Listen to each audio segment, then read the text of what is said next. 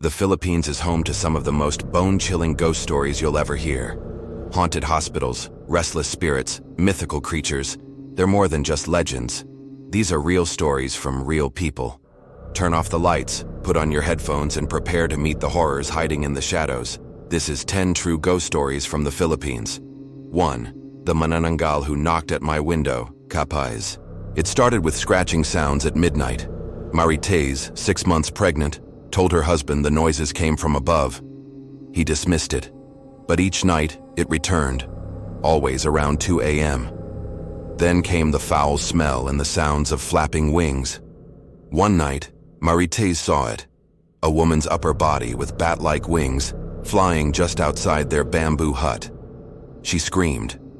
Her husband ran out with salt, ash, and a bolo. To his horror, he found a body, cut in half, hiding behind a banana tree.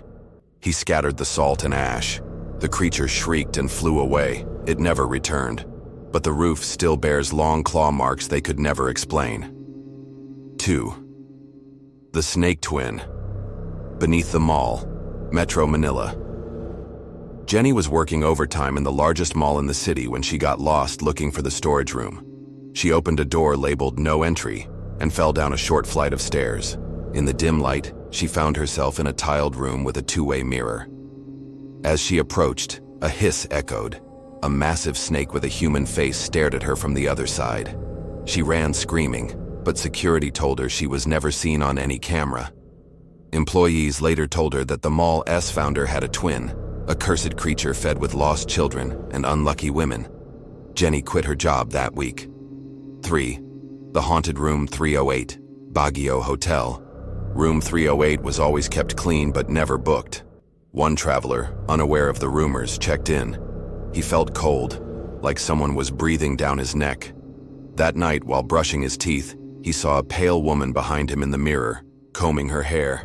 But when he turned, she was gone. He filmed everything, but the footage froze. When he checked his phone later, there was a still image, the pale woman staring directly into the lens with hollow, bleeding eyes. The hotel manager refunded his stay, but told him the woman was believed to be a war widow who hanged herself in that room decades ago. 4. White Lady of Balete Drive, Quezon City. Danny was a taxi driver who'd heard the stories, but never believed them, until he picked up a passenger in white near midnight. She gave no destination, just said, "Drive." Minutes later, Danny noticed the temperature drop. He looked in the mirror and saw no reflection. He turned around. The seat was empty. His radio crackled. A voice whispered, "I never made it home." Danny quit driving nights after that. Other drivers say they've seen her walking alone, looking for a ride she never finished.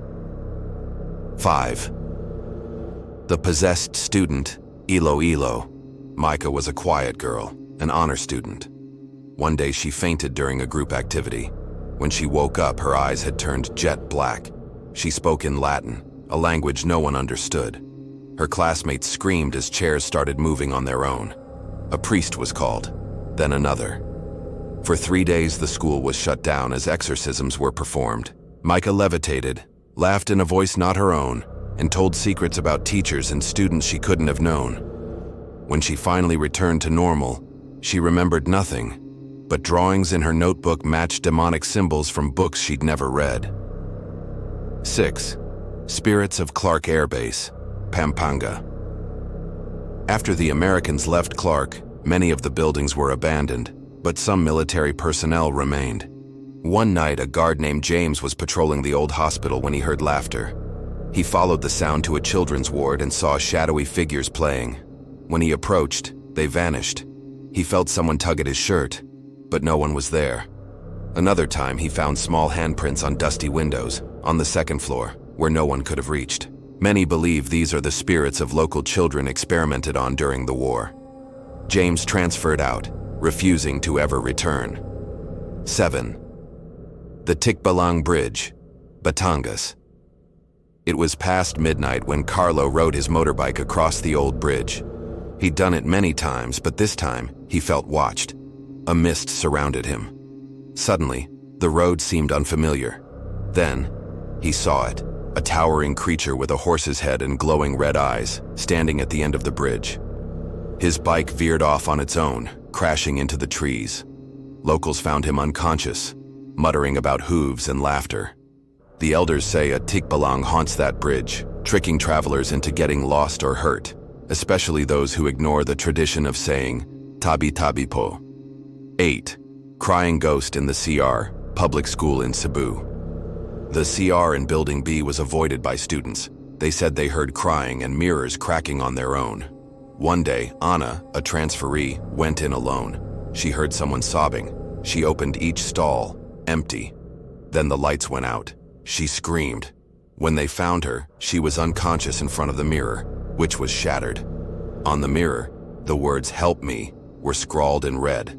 The janitor later revealed a girl had died there years ago, bullied. She had taken her own life in that same comfort room. Since then, she cries alone, waiting for someone to listen. 9. The Aswang grandmother, Dumaguete. Lola Pilar was always odd, never eating during the day, staring too long at people. When she died, strange things happened. Animals in the barangay were found torn open. Babies got sick. Her granddaughter discovered an old jar beneath Lola's bed, filled with human nails, black feathers, and dried blood. That night, the girl dreamt of Lola crawling on the ceiling, her eyes glowing yellow. She consulted an albulario who confirmed it. Lola had been an aswang. The only way to stop her spirit was to burn her remains and scatter them by the sea. After the ritual, the nightmares stopped. 10.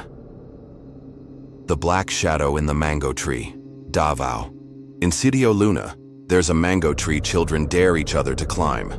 When Rico climbed it one afternoon, he never came back.